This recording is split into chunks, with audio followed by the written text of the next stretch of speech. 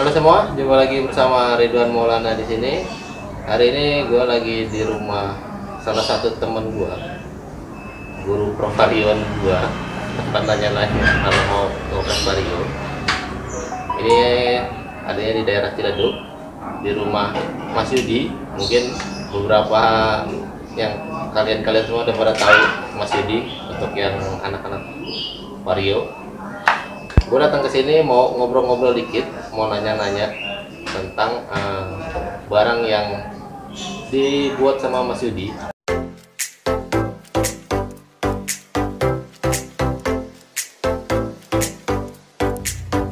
Yang pertama kita di sini dulu aja.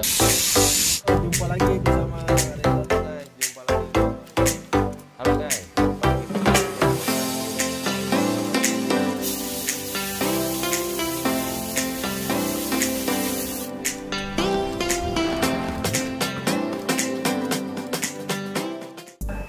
Yang banyak dipakai sama teman-teman Vario semua itu black box. Sebenarnya black box itu apa dan cara kerjanya gimana? Nanti kita tanya langsung ke Mas Yudi supaya gua nggak salah jelasin, biar orangnya langsung yang jelasin. Oke, di sini udah ada Mas Yudinya langsung. Halo. Selamat. Sehat Mas Yudi? Alhamdulillah sehat. Oke. Gua mau nanya-nanya dikit buat black boxnya, boleh ya? Monggo. Setelah sekian lama gua penasaran, pernah nanya juga sih sebelumnya, black box itu apa sih Mas? Jadi gini, black box itu piggyback.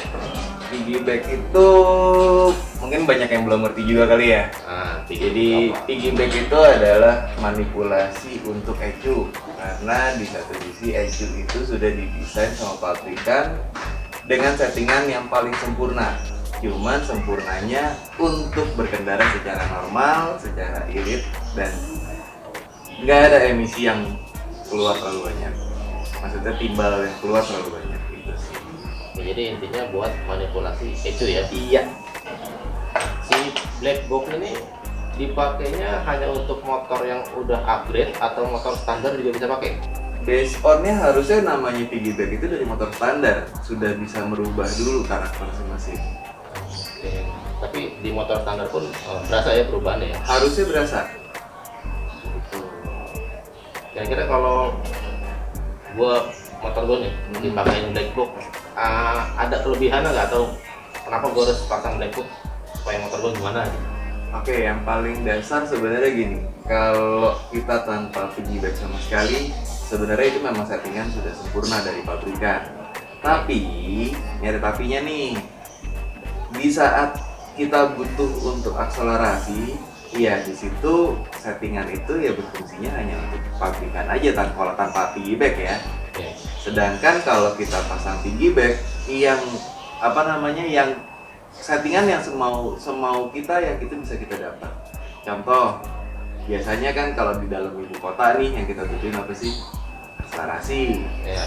terus power meningkat, terus terakhir biasanya dari teman-teman tuh kalau jalannya malam-malam top speed, ya kan. Nah cuman semua kembalinya gini, kalau akselerasi yes pasti bisa berubah karena piggyback bikinan gue ini memang mainnya itu dari sensor TPS, dimana sensor itu yang kalibrasinya diasumsikan untuk meningkatkan akselerasi si power mesinnya sendiri, engine powernya sendiri gitu. Nah kalau memang banyak pertanyaan, tapi top speednya berubah nggak sih? Betul. Top speed itu sebenarnya kembali lagi ke settingan kirian. Kalau untuk di Matic ya, kalau settingan kirian yang mumpuni dengan mesin standar pasti berubah. Gitu. Nah, cuman berubahnya seberapa besar sih dengan mesin standar? Biasanya kalau yang udah gua tes sih dengan mesin standar 125-150 itu top speed ada di 115 dan 120. Mesin standar ya? Mesin standar tanpa ada oprekan.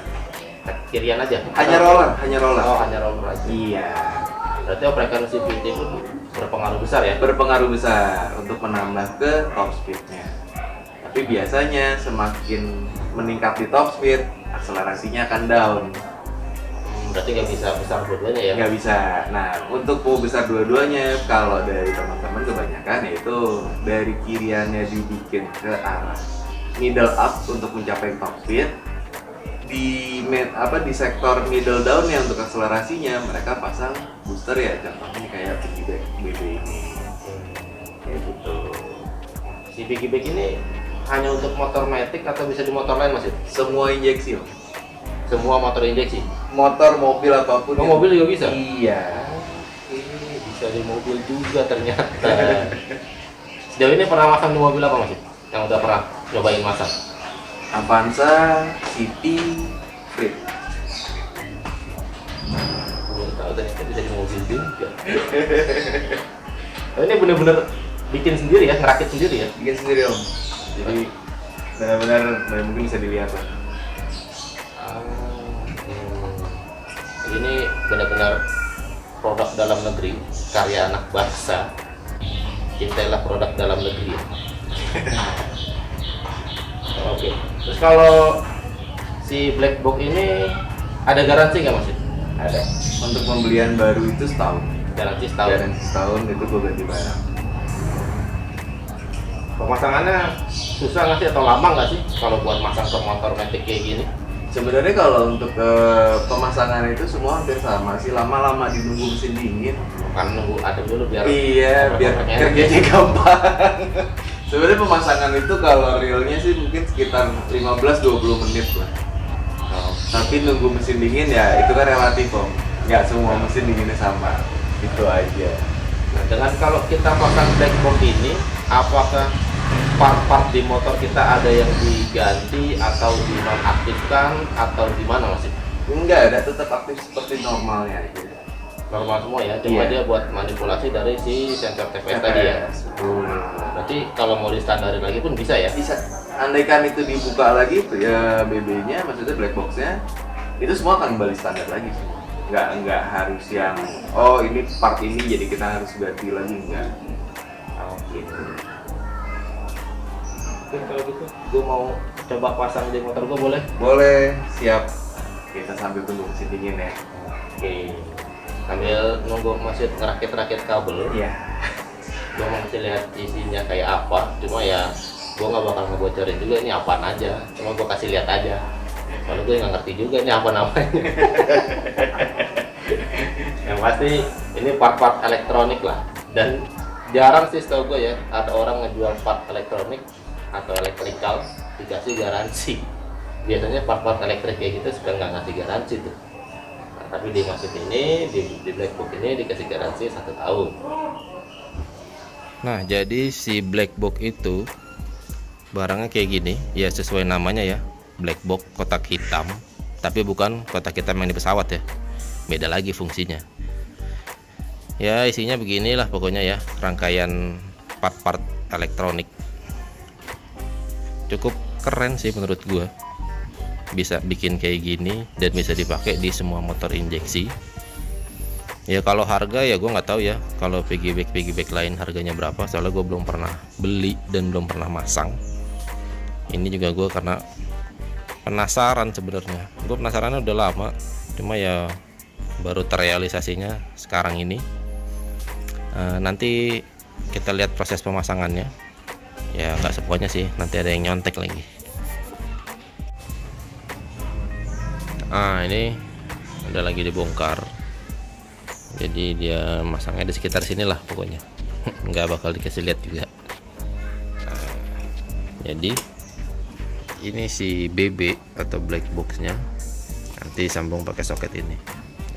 Soketnya keren ya, proper bikinnya, nggak asal-asalan, nggak kelihatan murah, nggak kalah lah sama yang merek-merek terkenal. Kita tunggu Mas Yudi lagi buat ngelanjutin masang.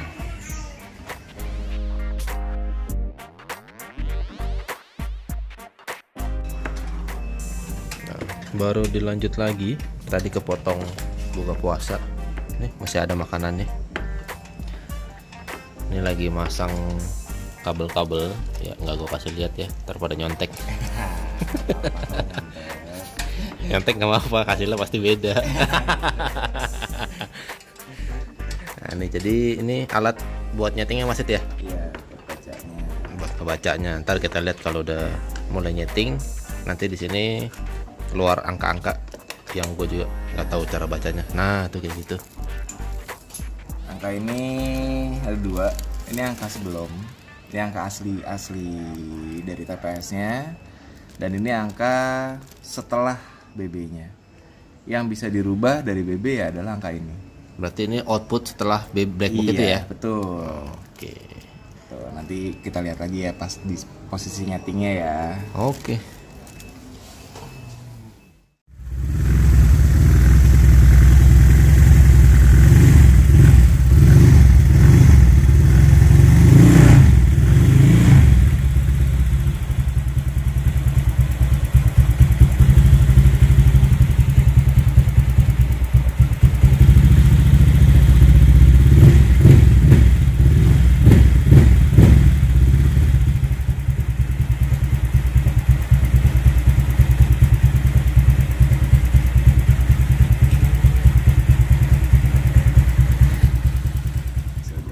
Udah selesai pemasangan BB atau black boxnya, naruhnya diumpetin di sini di bawah tangki.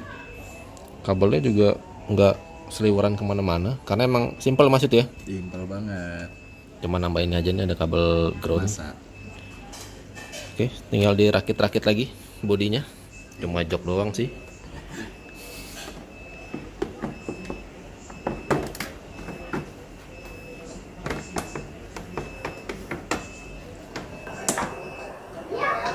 Oke, pasang black boxnya udah selesai dipasangin sama Mas Sudi. Nah tadi kan kita udah bicara masalah kelebihannya black box itu apa. Sekarang kita tanya coba kekurangan black box itu apa Mas Sudi? Ada nggak? Kekurangannya? Di mana-mana itu hal yang susah ya.